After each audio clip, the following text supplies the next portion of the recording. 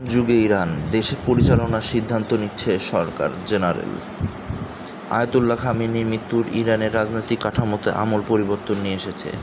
তার মৃত্যুতে দেশটিতে এক নতুন ধরনের সম্মিলিত নেতৃত্ব প্রতিষ্ঠিত হয়েছে, যেখানে আগের চেয়ে অনেক বেশি ক্ষমতা কুক্ষিগত হয়েছে অভিজাত বাহিনী ইসলামী রেভলিউশন গার্ড কোরের আইআরজিসি। বিশ্লেষকদের মতে আয়াতুল্লাহ আল খামেনি যখন সর্বোচ্চ নেতা ছিলেন, তখন যুদ্ধ, শান্তি ও যুক্তরাষ্ট্রের সঙ্গে আলোচনার মতো সব বিষয়ে তার একক নিয়ন্ত্রণ ও কর্তৃত্ব ছিল। কিন্তু তার উত্তরসূরি ও ছেলে খামেনি সেই একই ভূমিকা পালন করতে পারছেন না।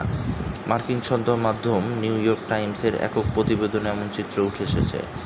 আড়ালে মোস্তফার নেতৃত্বে জেনারেলরা।